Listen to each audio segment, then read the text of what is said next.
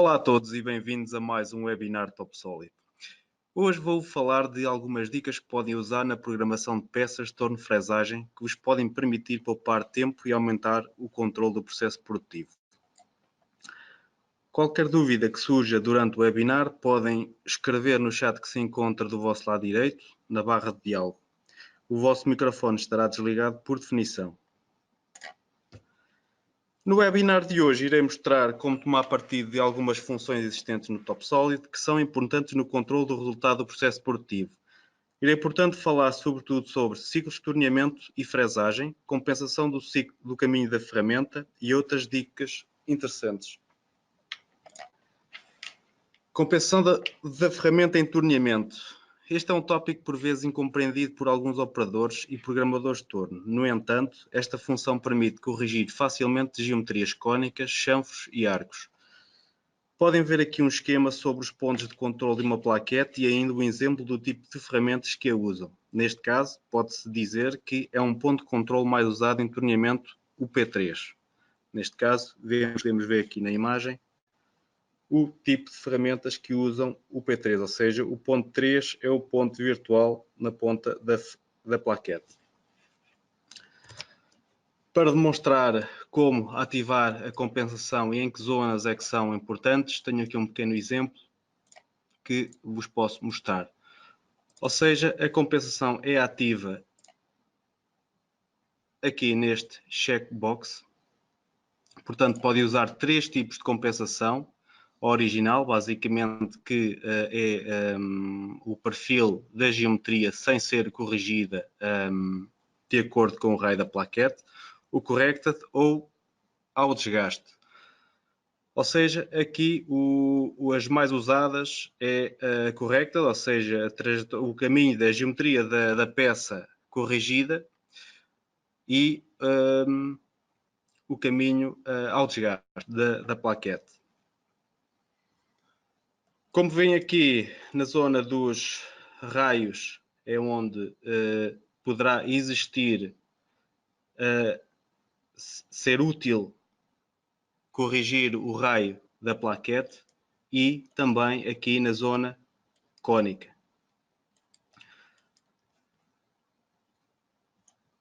Essencialmente aqui podem usar a compensação ou não no caso do desgaste, ou seja, se não usarem código de compensação, desativam esta caixa e se usarem a compensação corrigida, ou seja, vão gerar o caminho da geometria da peça, automaticamente o código de compensação é ativo.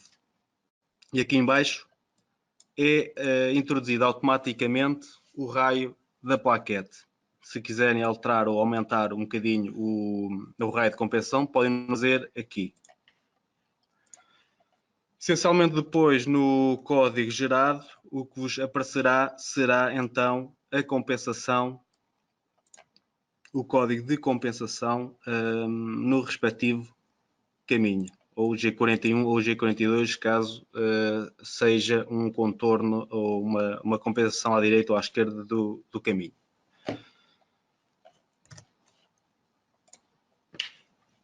Pontos tecnológicos. Esta é uma funcionalidade que passa muitas vezes despercebida, mas que permite ao programador ter controle adicional sobre cada segmento do caminho da ferramenta. No caso das operações de tornear, esta função toma grande importância no que diz respeito ao controle da quebra da para. Mais à frente mostrarei também como. Ora, aqui posso demonstrar como aceder a este menu.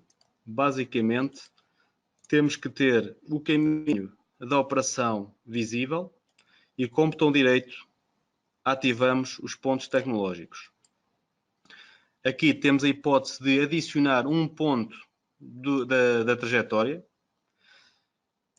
Basta colocar o cursor sobre o caminho e escolher onde é que quero introduzir o ponto tecnológico, no ponto mais próximo, no fim do segmento ou no início do segmento que acabei de clicar. Se for no início, ele vai buscar automaticamente o início do segmento que eu cliquei. Entre as opções de pontos tecnológicos disponíveis temos o bloco, ou seja, introduzir manualmente um bloco de código, comentários, tipo de avanço, código G, código M, um PP Word, ou seja, um código para ativar ou desativar blocos de código no pós-processador, códigos de sincronização e tempos de espera. Podemos, inclusivamente, também colocar, ou seja, o valor aqui do ponto tecnológico pode ser associativo, ok? Podemos criar parâmetros de texto e alterá-los através da arte das entidades, ok? Ou podemos associá-lo com outro parâmetro que já exista.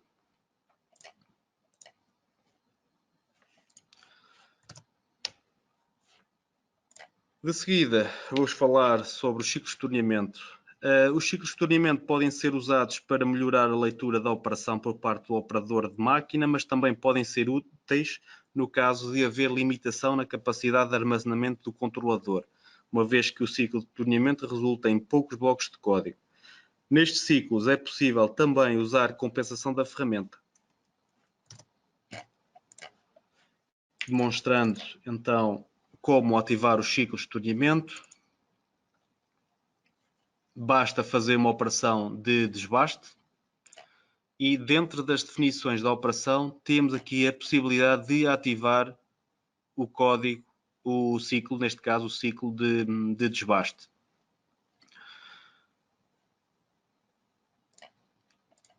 A mesma coisa para, ou seja, neste caso existem dois tipos de ciclos de desbaste que podemos utilizar, o ciclo de desbaste de face e o ciclo de desbaste longitudinal. Para vermos como é que pode ficar no código, podemos visualizar, ter uma noção de como é que o código poderá sair em termos de FANUC. Aqui está, ou seja, o ciclo foi aqui criado, neste caso, tanto para o torneamento de face como para o torneamento longitudinal. Obviamente que de controlador para controlador podem haver diferenças, mas aí depois esse tratamento é feito no pós-processador, na criação do pós-processador. Para vermos a diferença, podemos agora desativar o ciclo e podemos ver que, fazendo aqui o refresh, podemos ver que o código gerado torna-se muito mais longo, com muito mais linhas de código. E desta forma podemos, ativando o ciclo de desbaste, podemos encurtar o tamanho do código gerado. Okay. Agora, vamos falar sobre o torneamento sobre contornos. Devido às características de cada material e da geometria da peça, é muitas vezes necessário criar operações sobre contornos que não pertençam à peça. Para isso, existe a possibilidade de criar, no momento da operação, contornos livres que podem ser usados nas várias operações de torneamento. Aqui, com a vantagem de herdarem todas as potencialidades que o CAD permite, nomeadamente associatividade, desenho paramétrico, etc. E aqui, como demonstração, posso mostrar aqui um caso que já existe, ou seja, aqui neste caso foi um perfil, um contorno desenhado aqui no próprio documento de CAM.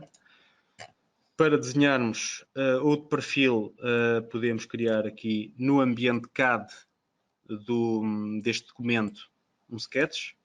E aqui temos de ter cuidado em selecionar o plano correto. Neste caso, vamos ter que desenhar o nosso perfil no plano X, que é o plano de torneamento da peça. Podemos agora orientar o sketch para a nossa peça ficar na posição de torneamento. Neste caso, temos que ter o lado positivo do sketch para cima e definir, por exemplo, a direção vertical sendo o X.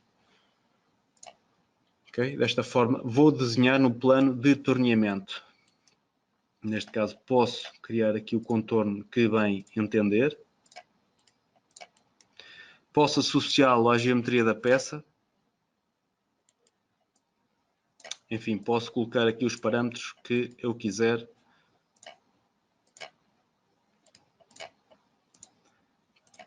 que me permitem depois controlar o próprio perfil.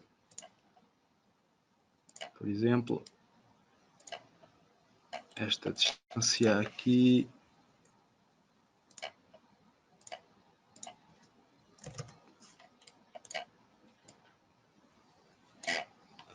Okay. Imaginemos este perfil que se pretende.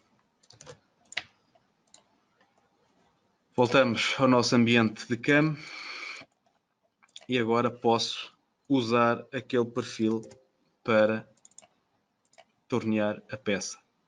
Neste caso é um perfil que não tem em conta, neste caso esta operação não vai ter em conta a forma da peça, porque é um perfil livre. Okay. Vou ter que dizer qual é o lado do material.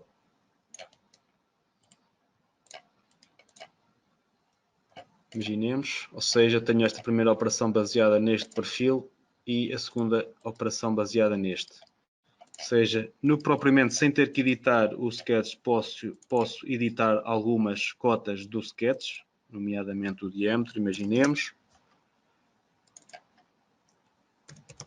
Ok, vamos pôr aqui um valor maior para vocês verem que a operação não tem em conta a peça. Ok, por isso temos alguma liberdade com este tipo de ferramenta, mas temos de ter depois cuidado com a peça final.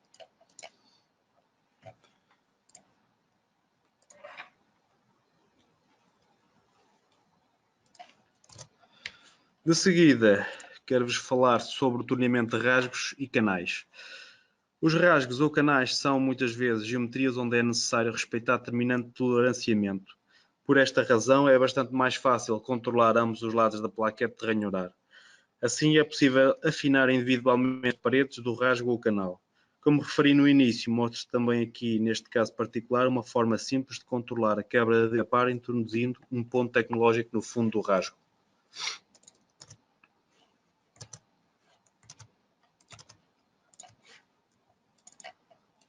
Ora, aqui neste pequeno exemplo vamos fazer este rasgo, ok? Tenho aqui um desbaste já criado. Neste desbaste aqui usei, ou seja, para efetuar este desbaste usei uma operação de desbaste em modo de ranhurar. E aqui, como a minha plaquete tem praticamente a dimensão do rasgo, tenho aqui a hipótese de fazer apenas um mergulho ao centro do rasgo. Okay? Neste caso aqui, a ferramenta que eu queria fazer era fazer este ranhurado, iria sair. Aqui a ideia é colocar um tempo de espera aqui em baixo para haver digamos assim, o corte da par. Para isso, podemos fazer, ou seja, introduzir no fundo do rasgo um ponto tecnológico. Mais uma vez, temos o caminho visível e adicionamos um ponto tecnológico onde? No fim deste caminho, ou seja, no fim do segmento, aqui. Okay? E vamos pôr aqui, por exemplo, um tempo de espera de 2 segundos, por exemplo. Obviamente que eu podia aqui inclusivamente criar um parâmetro e editá-lo posteriormente. Ok? E vamos colocar o tempo de espera aqui. Quando introduzimos um ponto tecnológico, existe um ciclo no ponto onde existe essa alteração. O parâmetro que acabei de criar está aqui. Okay? Agora aqui poderia fazer uma pasta com os vários parâmetros dos pontos tecnológicos, por exemplo. Podia aqui definir uma descrição.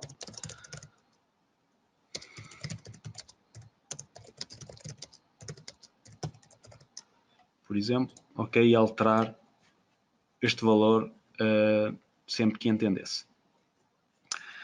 Aqui no código gerado temos a hipótese de visualizar o tempo de espera, aqui, supostamente, não sei se ainda está a aparecer, se necessita de ser recalculado. Vamos recalcular a operação.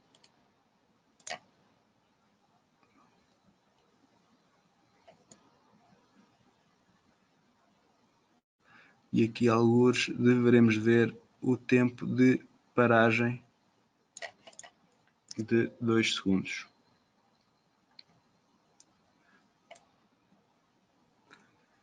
Podemos vê-lo aqui.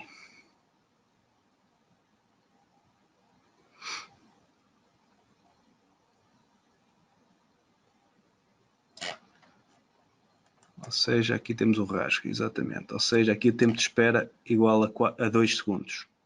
Ok? O próximo ponto que vos queria mostrar aqui é então a calibração do rasgo. Neste caso aqui é a operação de acabamento. Queria aqui uma operação de acabamento no rasgo. E aqui temos a hipótese de definir como é que queremos acabar o rasgo. Por definição está o elemento normal, ou seja, só um ponto de controle da plaquete, ok? Que é este. Mas caso queiramos controlar os 2 pontos da plaquete, temos que definir aqui o controle dos 2 pontos da plaquete e, neste caso aqui, o ideal para termos um melhor acabamento seria usar aqui o método de otimizado, ou seja, a plaquete entra no rasgo controlando um ponto de cada lado. Okay? Mais uma vez aqui ganhamos se tivermos a compensação ativa, neste caso podemos usar ao desgaste da ferramenta ou ao diâmetro, okay? Ao raio da plaquete, digamos assim. Neste caso iríamos obter um caminho ou um movimento deste género, ou seja, iríamos lá primeiro o ponto da direita, sair e voltava novamente a fazer o acabamento do outro lado do rasgo.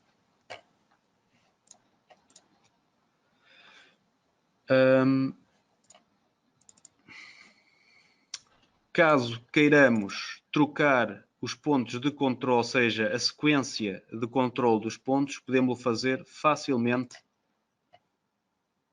aqui no Gauges.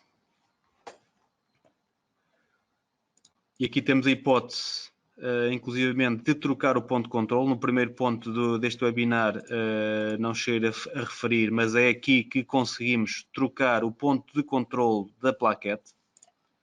Okay, podemos escolher um dos pontos disponíveis aqui. Okay. Por definição está o ponto automático, ou seja, o ponto virtual da ponta da plaquete. E agora, caso queiramos trocar a sequência de trabalho aqui da calibração do rasgo, podemos fazer desta forma, ou seja, se quiser primeiro usar o ponto da direita e depois o ponto da esquerda, ou vice-versa, basta fazer o duplicar do ponto e então selecionar o ponto que quer, ou seja, aqui neste caso irá ser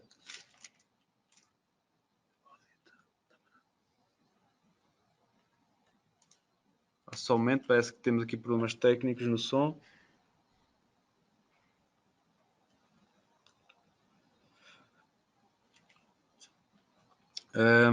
Continuando.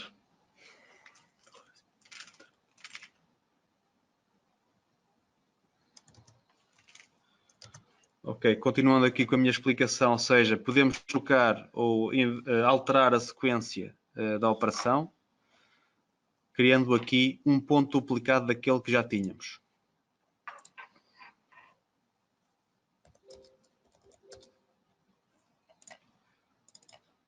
Ok?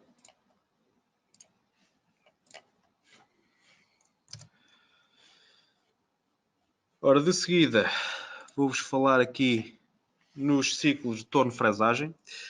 Neste tópico volto ao uso dos ciclos, desta vez ciclos dedicados à fresagem.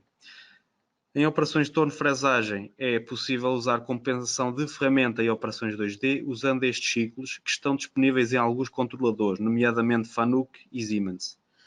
Em resumo, no caso de ciclos de fresagem radial, é usado um caminho 2D que é interpretado no controlador, resultando no enrolar da operação sobre uma superfície cilíndrica, ou ainda no caso do ciclo de fresagem axial, é usado o eixo rotativo da bucha e o eixo linear da torreta para criar contornos à volta da face da peça. Como ativar estes ciclos?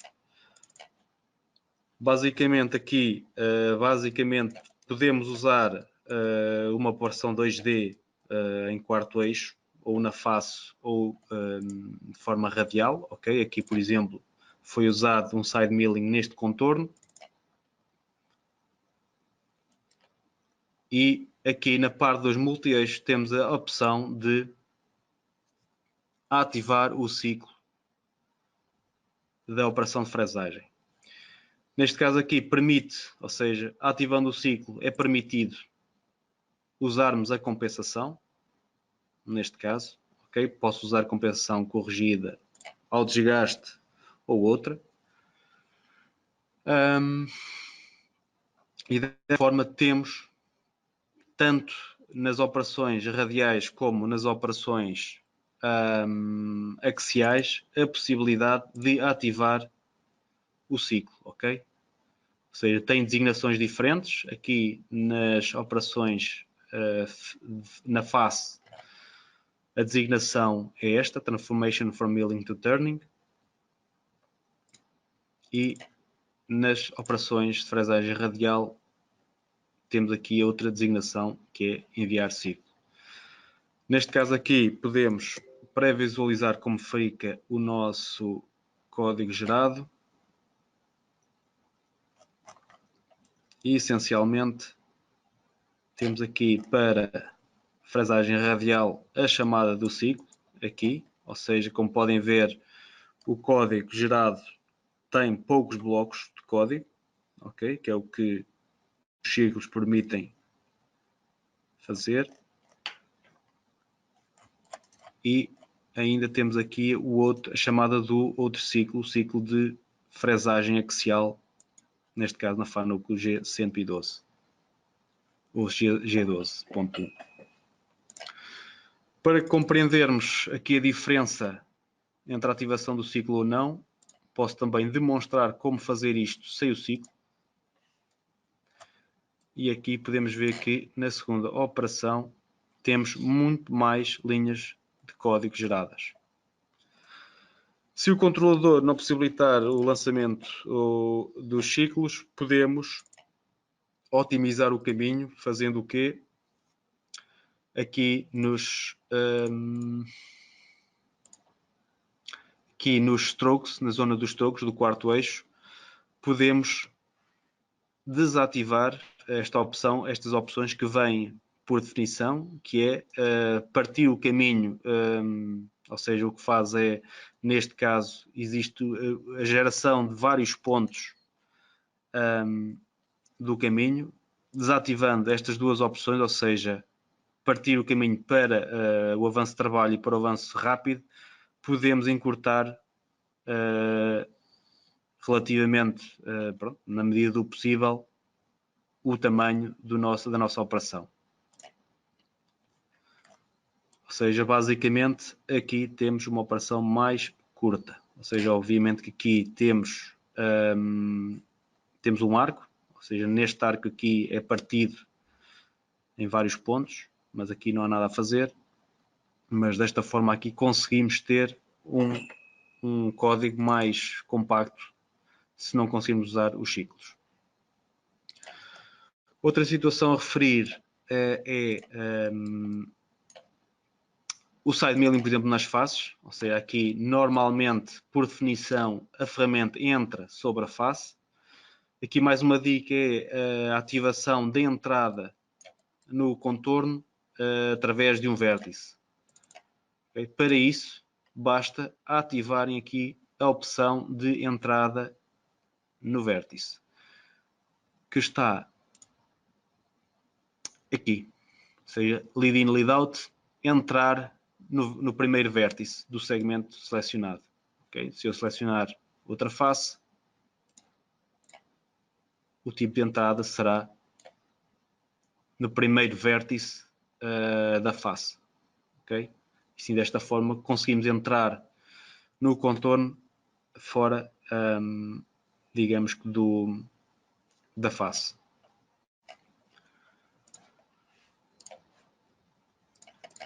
Ora, próximo tópico, vou-vos falar sobre a fresagem sobre superfícies cilíndricas. Aqui, adicionalmente ao que foi referido atrás, é possível enrolar contornos planos diretamente na operação de fresagem usando o quarto eixo. Para isso, usa-se uma funcionalidade existente no ambiente multi-eixo que vos mostro a seguir.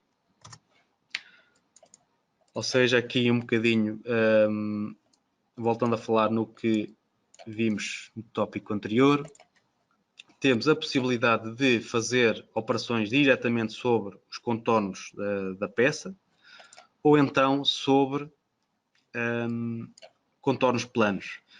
Neste caso aqui, e aqui é mais uma dica que vos deixo, que é o uso de elementos auxiliares. Okay? Os elementos auxiliares, como já foi referido também aqui em webinars passados, permite passar algumas algumas entidades do CAD para o CAM. Neste caso aqui estou aqui no ambiente CAD da peça a maquinar e tenho aqui um perfil que me deu origem, por exemplo, a este contorno. Okay? E interessa-me, por exemplo, passar este perfil para o CAM. Neste caso, basta criar um elemento auxiliar, okay? Aqui, que vai estar disponível depois na área das entidades, que eu posso dividir e criar como bem me apetecer. Ou seja, aqui tenho, por exemplo, como elementos auxiliares, o contorno, este contorno no plano, e ainda uma repetição, a repetição que deu origem aqui à repetição dos rasgos, que vou usar mais tarde. Okay? Aqui um rasgo, ou seja, posso criar quantos elementos auxiliares pretender, que depois aqui na parte do CAM posso visualizar facilmente, quer nos elementos, quer na área das entidades, quer mostrando aqui Show Auxiliary Elements. Ou seja, neste caso, os elementos auxiliares da peça estariam aqui. Okay? Temos ainda a possibilidade de criar elementos auxiliares no próprio documento de preparação, caso não queiramos colocá-los no documento de peça. Eles aparecem aqui. Okay? Neste caso aqui vou-vos mostrar então como enrolar este contorno. Okay? Vou mostrá-lo. E aqui neste caso aqui já tenho uma operação com este contorno executado, mas basicamente para vos mostrar que basta selecionar o contorno plano e ativar no quarto eixo aqui na zona do enrolamento. Ou seja, basicamente aqui tenho a possibilidade de tenho que definir o diâmetro onde será enrolado o contorno e o eixo do cilindro. Neste caso aqui é o diâmetro da peça. Em vez de estarem a medir o diâmetro da peça, podem, e isto é outra dica, podem vir aqui aos valores medidos. Okay? Podem picar aqui e ir buscar o valor medido da peça. Okay? Se for este valor, ele vai buscar automaticamente onde picarem. Okay? E aqui o eixo de revolução da peça. Desta forma aqui conseguimos enrolar este perfil aqui na peça. Continuando aqui sobre a fresagem sobre superfícies cilíndricas, quero-vos mostrar então aqui outra possibilidade, que é a possibilidade de fazermos gravações sobre letras no plano. Ou seja, este sketch foi desenhado no ambiente CAD do CAM, ou seja, um sketch simples, okay, com wire text desenhado aqui no plano da peça.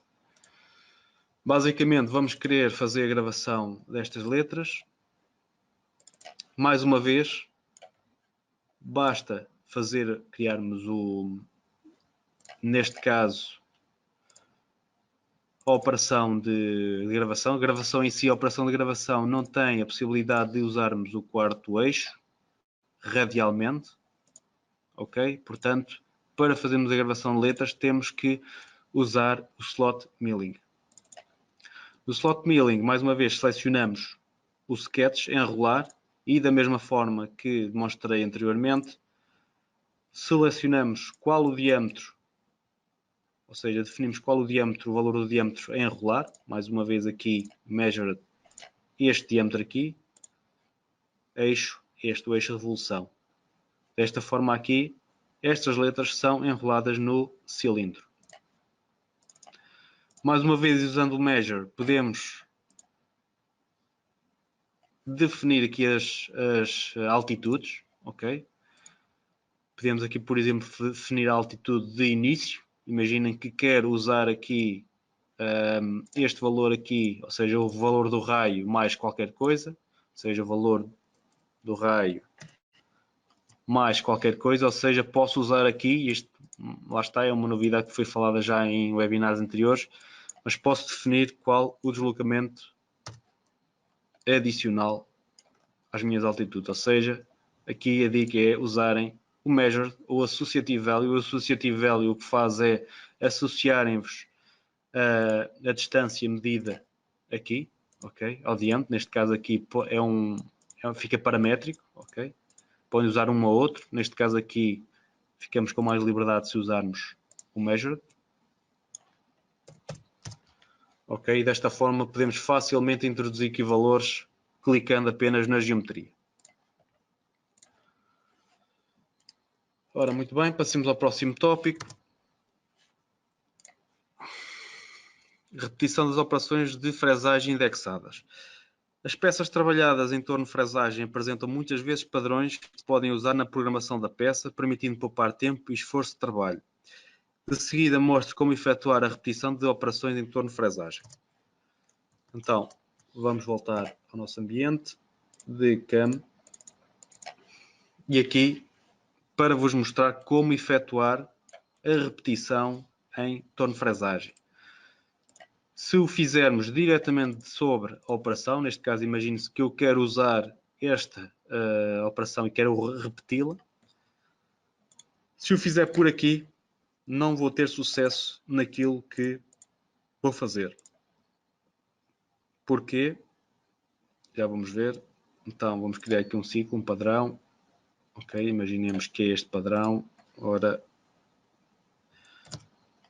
salvo erro, são 4. Vamos ver. Ok. Imaginemos que é este padrão que eu quero usar. Ok? Reparem que o que é que acontece com as minhas operações repetidas.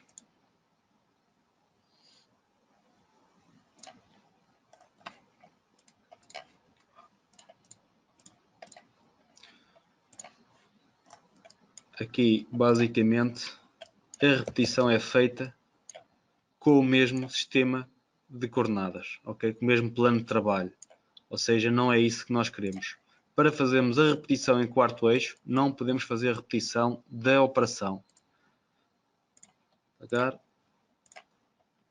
Para fazermos a repetição em quarto eixo, temos que fazer a repetição do sistema de trabalho, do plano de trabalho da operação. Neste caso, temos que repetir o WCS3. Ok? E aqui selecionamos a operação a repetir. Neste caso, quero repetir o slot milling. E aqui, mais uma vez, vou usar, mais uma dica, vou usar um elemento auxiliar criado no CAD, ok? Que é, neste caso aqui, o padrão usado no CAD. Neste caso, a minha repetição, ok? Se ela já estiver visível, posso clicar nela. Se não estiver visível, podemos ir à árvore das entidades e selecioná-la a partir daí. Ou então clicar e usá-la a partir daqui, ok? E assim tenho aqui a associatividade entre o CAD e o CAM. Desta forma aqui já é possível então simular com sucesso a repetição das operações em quarto eixo. Okay? Temos o posicionamento então do quarto eixo e respectivo operação.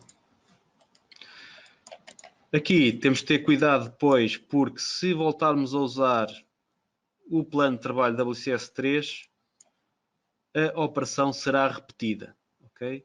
Imaginemos que queremos fazer um furo usando este WCS. Imaginem que querem fazer um furo aqui. Ok? Criando aqui o furo, o que vamos ter depois é, uma vez que a repetição já foi feita, vamos ter a repetição do furo. Okay? Para evitarem esta situação, temos que editar a repetição.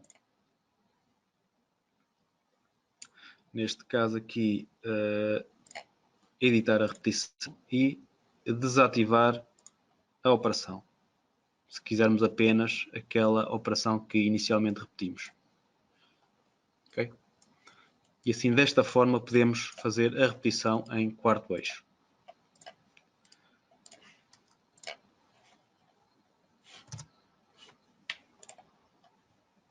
Por fim, mais uma vez sublinho aquilo que se tem vindo aqui a mostrar durante os webinars passados. Usem os favoritos e as outras técnicas sugeridas que vos permitem poupar tempo de programação aproveitando conhecimento já desenvolvido e validado em situações semelhantes.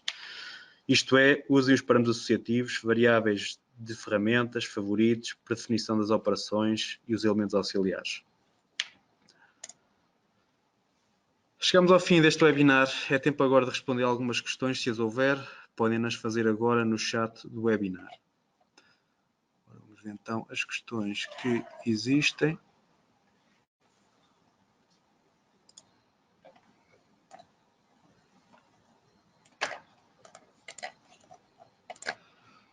Ok. Temos aqui uma questão. Em que situações se pode gerar um ciclo de torneamento em qualquer geometria? Bom, ativar o ciclo por si só não implica que o ciclo possa ser gerado. Isto porque existem regras que têm que ser cumpridas para que o ciclo possa ser interpretado pelo controlador. Neste caso, é no pós-processador que essa avaliação é feita. Se não for possível gerar o ciclo para a operação em casa, pode ser usado ou pode ser dado um alerta ao utilizador e a operação é gerada fora do ciclo. Nestes casos, o pós-processador é feito à medida do utilizador.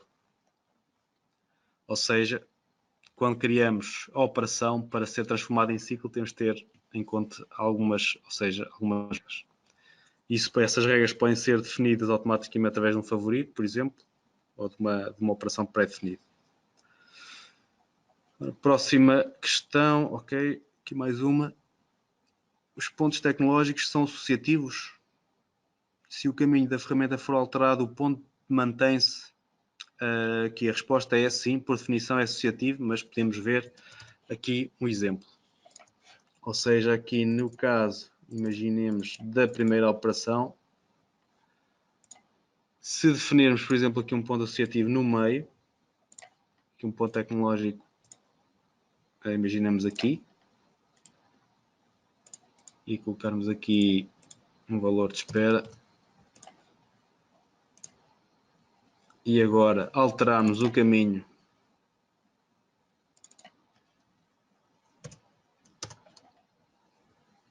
da ferramenta, o que é que irá acontecer?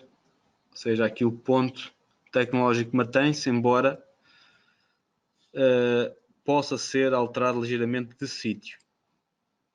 Okay? Mas aí temos a possibilidade depois de definir onde é que queremos o segmento, uma vez que é no final do segmento picado, neste caso aqui ele vem para o final. Ou seja, aqui obviamente que quando alteramos o trajetória da ferramenta, temos que confirmar depois os pontos, embora, dependendo do tipo de operação, muitas vezes não é alterado.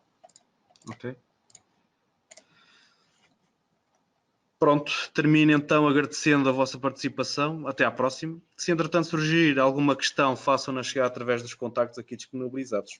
Obrigado.